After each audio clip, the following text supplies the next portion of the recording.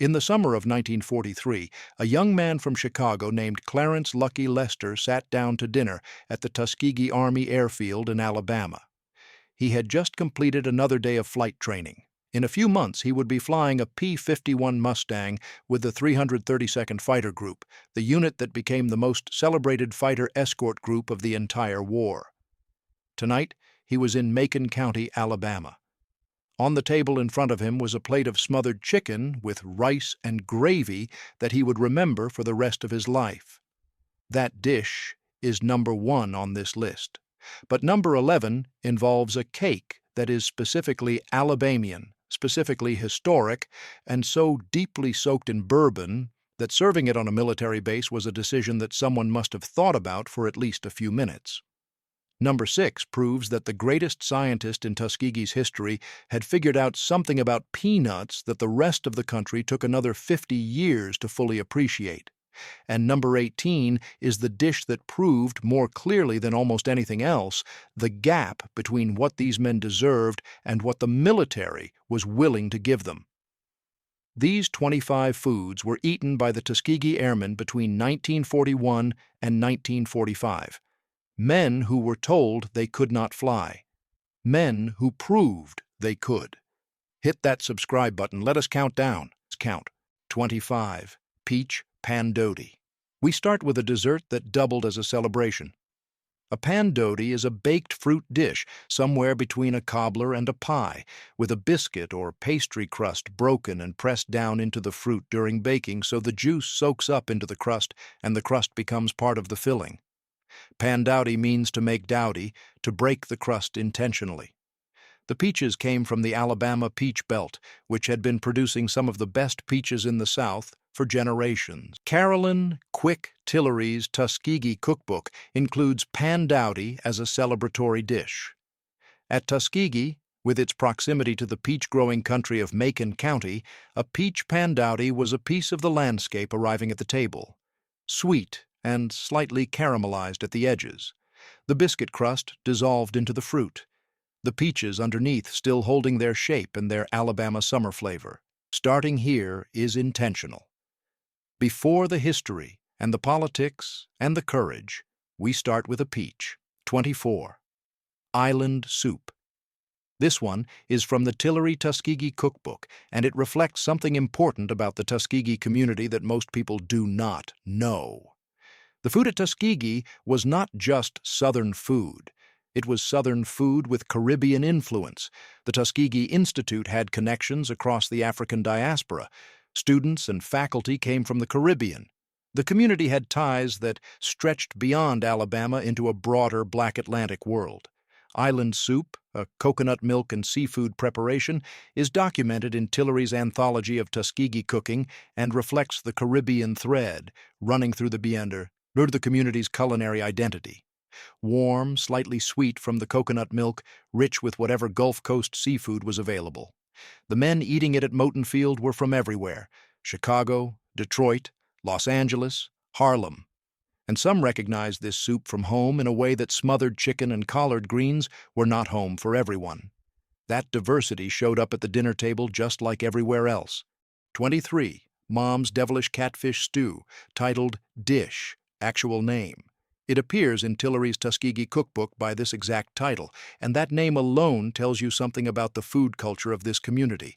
They named their dishes after their mothers. That is not a small thing. It means the food had authors. It had a history. It had a specific woman behind it who made it a specific way and whose version was considered definitive enough to carry her name. Alabama River catfish, stewed with tomato and spices in a way that produced something darker and deeper and more assertive than a simple fish stew, the devilish in the title signaling that the spice level was not timid. At the airfield mess hall and in the off-base community that supported the Tuskegee program, catfish was a staple. Alabama's rivers and ponds supplied it in quantity. Local cooks knew what to do with it, and the men who grew up eating their mother's catfish stew found, here in Alabama, a version of it on the table. Not always exactly like Mom's, but close enough to matter. 22.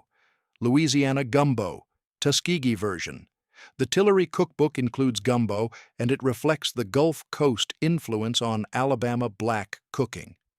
Louisiana is just west of Alabama.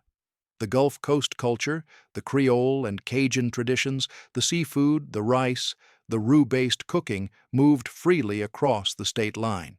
Gumbo is one of the most complex dishes in the South.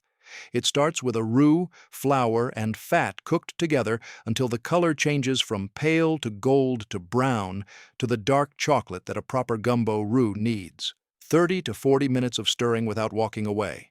Then the Holy Trinity: onion, celery, green pepper, then the stock, then whatever protein the cook had available. Shrimp, crab, chicken, sausage served over rice. A proper gumbo is its own ecosystem. Every ingredient is in relationship with every other one. At Tuskegee, where the mess hall cooks understood this tradition, gumbo on the serving line was a statement about the quality of the cooking program. Not just feeding people, cooking for them. 21. Neck bones with turnip greens. Here is where we get to the heart of the food tradition that the Tuskegee Airmen grew up with. Neck bones are cheap cuts, the bones from the neck of a pork carcass, with enough meat clinging to them to be worth the long cooking required to make them tender. You simmer them for hours. The bones give up their gelatin and pork flavor into the liquid. The meat falls away. The broth is deeply savory and exactly what you need to cook a pot of turnip greens. Turnip greens are bitter. They need fat and salt and long cooking. They need the neck bone broth.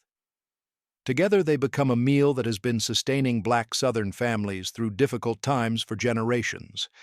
Not because it was the only option, because it was good. The Tuskegee Airmen who grew up eating this brought it with them to Macon County. Some had never left home far enough to miss it. Others had grown up in northern cities and found it again here, a piece of the Southern tradition their parents carried north during the Great Migration. 20. Oxtails with rice and gravy. Another cheap cut transformed by patience. Oxtails, the tail of the beef animal, are all collagen and bone and very little actual muscle meat. Cook them short, and they are tough, and the meat barely comes loose. Cook them long and the collagen converts to gelatin and the meat falls from the bone in strands and the braising liquid turns thick and dark and deeply beefy and the whole thing over rice is one of the richest, most satisfying meals in the Southern black cooking tradition. Documented in Foodways surveys of Macon County and in the Alabama black cooking tradition, oxtails represented what skilled cooks could do with the cuts that other people discarded. Time and patience. The same qualities that turned unpromising raw material into something extraordinary were the same qualities the Tuskegee Airmen were demonstrating every day at Moton Field. With enough skill and enough time, you make something remarkable from what others have thrown away. 19. Fried whiting, Alabama style. Gulf-caught whiting, cornmeal battered and pan-fried. A black Southern Friday Maine. Whiting is a mild, affordable, widely available Gulf fish. It fries well. The cornmeal batter goes golden and crispy, and the fish inside stays moist and flakes cleanly. At Tuskegee's enlisted mess hall, fried whiting appeared as a Friday Maine. It was not always the fish people chose first, but in the hands of someone who knew how to season the cornmeal and manage the heat of the pan. Whiting came out better than a more expensive fish carelessly fried. The mess hall cooks at Tuskegee knew how to manage the heat. The men who ate it on Friday evenings at the airfield knew, most of them, exactly what good fried fish tasted like, and they knew when they were getting it. Friday fried whiting at Tuskegee was one of the nights they were getting it. 18. Sea ration ham and lima beans. Here is where the list changes completely.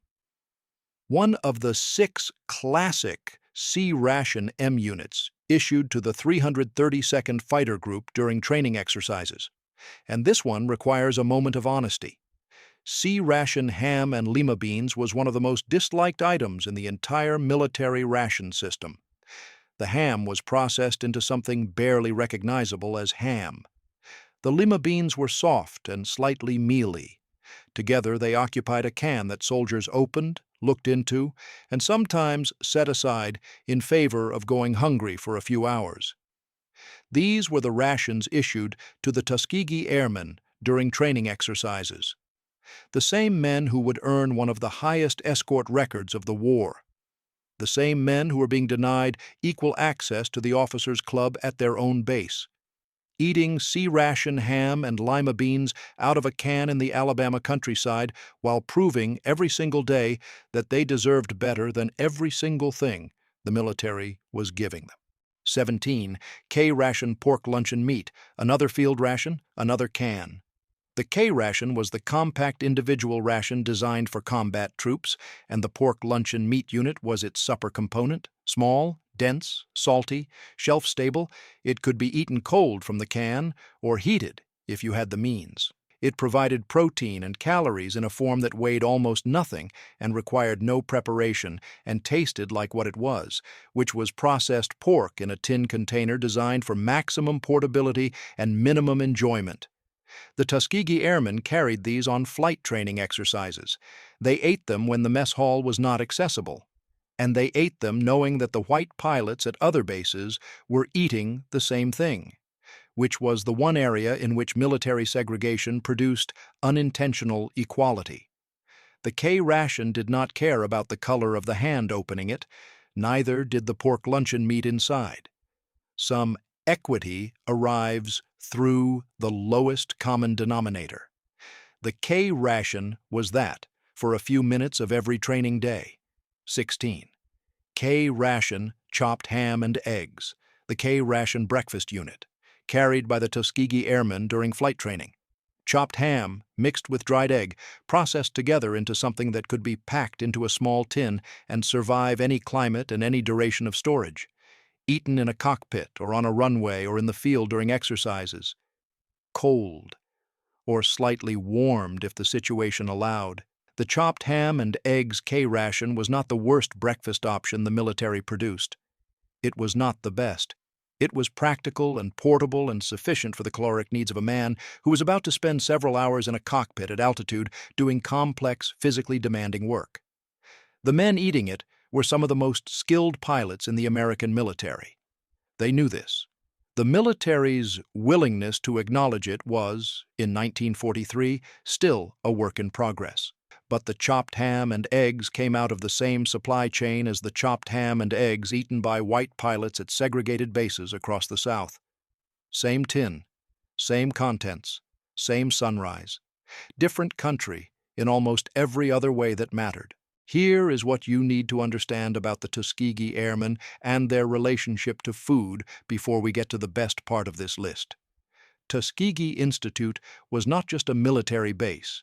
It was one of the most important historically black institutions in America, founded by Booker T. Washington, shaped by George Washington Carver, a place where black academic and scientific excellence had been cultivated for decades before the first Tuskegee Airmen ever climbed into a cockpit. The food at Tuskegee was not the food of a segregated military base eating second-hand Army rations. It was the food of an institution with its own dining halls, its own culinary tradition, its own relationship to the land and the crops and the cooking methods of black Alabama. And it had George Washington Carver. Carver had spent decades researching what could be done with the peanut and the sweet potato and the humble crops of the Black Belt South.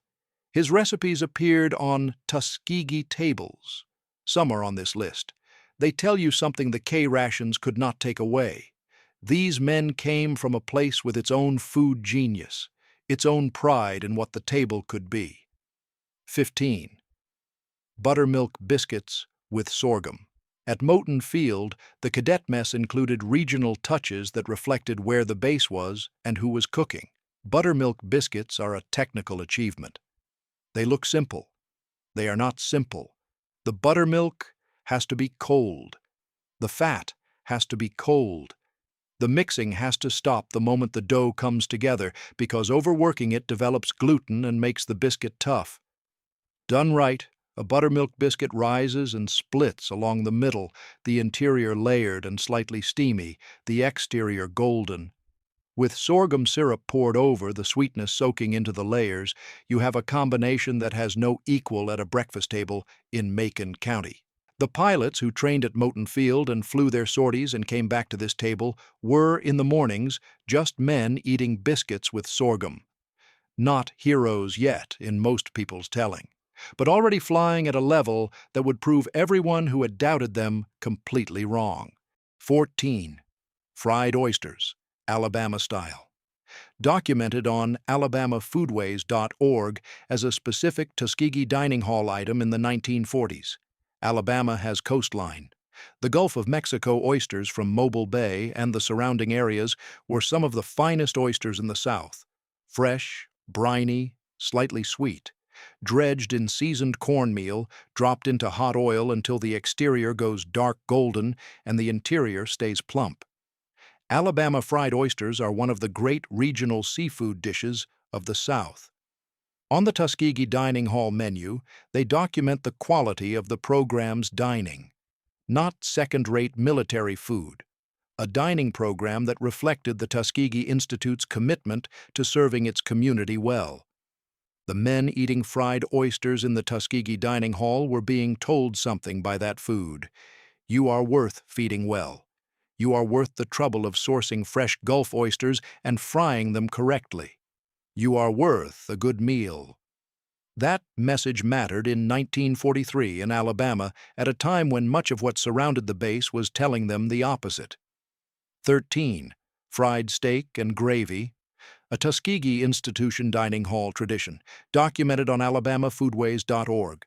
Fried steak in the Southern tradition means cube steak, dredged in seasoned flour, fried in cast iron until the coating is dark, and the pan has enough drippings for cream gravy made right in the same skillet. You do not serve Southern fried steak without the gravy. The pan gets deglazed, flour and milk go in, the gravy thickens, and the dark bits from the frying dissolve into it and become flavor. It gets poured directly over the steak on the plate. Then you eat it. There is no more direct expression of Southern fried cooking than this. And at the Booker T. Washington Dining Hall at Tuskegee Institute, which was feeding cadets and faculty and the institutional community of one of the most significant black educational institutions in the country, fried steak and gravy was on the table regularly. Not a specialty, not an occasion dish, a regular meal. Good, honest, Southern food made correctly. 12. West Indies salad with fresh crab meat. Created at Bailey's Restaurant in Theodore, Alabama in the late 1940s, this dish was part of the Alabama Gulf dining tradition feeding the Tuskegee community. Fresh blue crab meat, marinated in oil and vinegar with onion and seasoning, served chilled. That is the entire recipe. Fresh blue crab from the Alabama Gulf has a sweetness and brininess specific to where it comes from. The oil and vinegar do not mask that flavor. They amplify it. The acid brightens the crab. The oil carries it. The onion adds sharpness that makes the crab's sweetness register more clearly by contrast. West Indies salad requires only that you start with the best crab you can find and then do almost nothing to it. The Tuskegee community had access to Alabama Gulf crab. The cooks knew what to do, which was mostly to leave it alone. At a dinner that also featured gumbo and catfish stew and fried oysters, West Indies salad was the dish that arrived cool and light and tasted like the Gulf itself had sent it directly to the table. 11. Lane cake. Alabama's signature bourbon-soaked layer cake used as a celebratory centerpiece at Tuskegee functions. Let me tell you about Lane cake. Emma Rylander Lane invented it in Clayton, Alabama in the 1890s and won a state fair competition with it. White layer cake. Filling of egg yolks, sugar, bourbon, pecans, raisins, and coconut. A significant amount of bourbon, not a splash. An amount that requires the cake to sit for a day or two after assembly so it soaks all the way through. Harper Lee mentions Lane cake in To Kill a Mockingbird because it was one of the most specific and recognized foods of Alabama social life. At Tuskegee functions, Lane cake meant something was being celebrated. In the context of the Tuskegee Airmen story, where recognition was withheld for so long, a lane cake at the table was a refusal to wait for the outside world to decide when celebration was appropriate. They brought their own. 10. Peanut breakfast cakes with split pea puree and poached egg. The most ambitious breakfast main from George Washington Carver's Bulletin No. 31, the peanut recipe publication that shaped Tuskegee's food experimentation. Peanut flour mixed into a pancake-style batter, cooked until golden, served alongside a smooth, split pea puree and a poached egg. This is not a simple dish. This is a composed breakfast plate designed to demonstrate that peanuts could substitute for conventional breakfast proteins in a nutritionally complete and genuinely appetizing way. Carver was not making novelty food. He was doing applied nutritional science, finding ways to make the peanut, a crop that Black Belt Alabama farmers could grow in depleted post-cotton soil, into a food source that could sustain a community. The breakfast cakes required technique. The split pea puree required technique. The poached egg required technique. At Moton Field, where this appeared as a meatless day protein main, the men eating it were eating the product of decades of Carver's research. They may not have thought of it that way, but the history was in the plate. 9. Peanut macaroni and cheese, Carver version. George Washington Carver's peanut-amended macaroni and cheese. Standard macaroni and cheese, the American institutional staple, modified with peanut protein added to the cheese sauce. The peanut added richness and a subtle nuttiness to the sauce and boosted its protein content significantly. In Carver's research context, this modification was an argument. The peanut was not a specialty ingredient, but a functional protein source that could improve everyday institutional food. At a time when Tuskegee was feeding a large community on a constrained budget, adding cheap peanut protein without sacrificing flavor was genuinely valuable. And the macaroni and cheese worked. The peanut in the sauce was detectable in the best possible way, adding rather than altering, making the dish richer rather than strange. It was a Tuskegee-specific riff on one of America's most democratic foods, and it tasted good enough that people asked for it again, which is the only honest measure of a recipe's success. 8. Baked peanuts with rice, another of Carver's peanut-based mains that shaped Tuskegee's food experimentation. Peanuts, roasted or baked, served over or alongside rice as a protein main. Simple, direct, effective. The peanut has a higher protein content by weight than most meats. It has fat. It has fiber. It has flavor that intensifies with heat. Baked until the skins split and the oils move to the surface, served over rice. This was a meatless main that did not apologize for being meatless. Complete. Filling. Cheap enough that feeding a dining hall on it was manageable. And it was grown locally, which, in the economic context of Black Belt, Alabama, was not a small consideration. Carver was thinking about all of this simultaneously: the nutrition, the economics, the agriculture, the cooking. The baked peanuts with rice were not just a recipe. They were an argument about what the South could feed itself on if it understood what it already had. 7. Dr. Carver's Peanut Omelet. From Carver's 1940 Peanut Recipe Bulletin, reprinted by the National Park Service, a meatless Tuesday protein main, particularly at Moton Field. Eggs beaten and cooked into an omelet with ground or chopped peanuts incorporated into the filling, providing protein, fat, and the distinctive flavor of the peanut working in an egg preparation. This sounds unusual if you have not thought about it. Think about it for a second. Peanuts and eggs share a protein richness and a mild, buttery quality that makes them compatible. The peanut in an omelet contributes texture and protein without overwhelming the egg. Done well, the omelet is richer and more substantial than a plain egg omelet while tasting like something more specific. Carver understood the peanut's flavor profile with a precision that came from decades of cooking and research with the same ingredient. He knew where it worked and where it did not. The omelet worked. The men eating it at Moton Field were eating the product of that understanding, even if they did not know the research behind the recipe they were eating. 6. Dr. Carver's Peanut and Cheese Roast. One of George Washington Carver's official Tuskegee Bulletin No. 31 peanut entrees adopted into institutional dining. Ground peanuts combined with cheese and egg and seasoning formed into a loaf or patties and baked or roasted until set and golden on the outside. A meatless main that looked from a reasonable distance like it had protein and substance and intention behind it. Because it did. Carver was not a gimmick chef. He was a scientist who understood nutrition before nutrition science had the vocabulary to describe what he was observing. He knew the peanut could carry a meal. The peanut and cheese roast proved it. The cheese added richness that made the peanut's earthiness register as savory. The egg bound everything into structure. The baking gave it a surface that looked intentional, and it tasted good enough that it went into Tuskegee's institutional dining program. Not as a curiosity, as a main, as a reason to sit down and eat. 5. Spoon bread, Tuskegee Institute recipe. Spoon bread is not cornbread. People confuse them. Cornbread is firm enough to cut and pick up.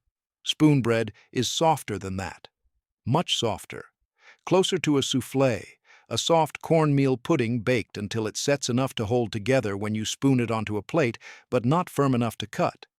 It trembles. It deflates slightly when served. It needs to be eaten quickly, and that fragility is not a flaw. It is the whole point. Spoon bread is cornmeal transformed into something delicate, something that requires a gentle hand and a hot oven and perfect timing, and then immediate service. At the Tuskegee Institute Dining Hall, where the spoon bread recipe was a documented institutional specialty, serving it correctly was a matter of pride. You could not make it and let it wait. You made it and you served it. The men who ate it at the right moment, pulled hot from the oven and served immediately onto their plates, understood why it was worth the trouble. Spoon bread at the right moment is one of the great things Southern cooking can produce. 4. Sweet potato casserole, Tuskegee style. Rooted in the black belt sweet potato tradition and documented in Tillery's cookbook, served as a main component casserole on special occasions. The sweet potato was Carver's other great research subject alongside the peanut. He understood what it could do for a community needing cheap, growable, nutritious food on depleted soil. Sweet potatoes grew where cotton had exhausted the land. They needed little care. They stored well. In the hands of cooks who had been working with them for generations, they became something extraordinary. The Tuskegee version was not the marshmallow-topped casserole that appears on most American Thanksgiving tables. It was a more serious dish. The sweet potato was the main event, prepared with spices that emphasized its natural depth rather than adding sweetness on top of sweetness. Nutmeg. A little heat, perhaps. Butter worked through rather than added to the surface. The result tasted like the sweet potato at its most itself, concentrated and rich and complex in a way that revealed what the ingredient actually was when someone paid attention to it. 3. Cornbread with sap. This is the most specific, most local, most particular food on this entire list.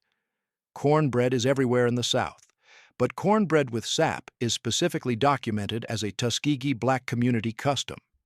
Sap, in this context, means molasses mixed with leftover cooking grease, the rendered fat from previous cooking poured together with dark molasses into a sauce that is thick and sweet and savory and slightly smoky and tastes like nothing else on earth. You pour it over fresh hot cornbread and eat immediately while the cornbread is steaming and the sap soaks into the crust at the edges. The sweetness of the molasses, the richness of the grease, the grainy corn flavor of the bread. Nothing wasted. The grease from previous cooking, the molasses from the pantry, the cornmeal that grew in Alabama soil. Together, they become sap on cornbread. Together, they become something that tasted, for the men who grew up with it, exactly like home. The Tuskegee Airmen were away from home in the most significant sense possible. They were fighting a war that was not entirely sure it wanted them, and at dinner they had cornbread with sap. 2. Collard greens with ham hocks. This is the other great dish of black Southern cooking, not collard greens alongside a ham hock. The ham hock is what makes the greens. The hock simmers in water until the water becomes something more than water, the smoke and salt and fat turning the liquid into something with purpose. Then the greens go in. Collards, big, dark, tough leaves that need long cooking.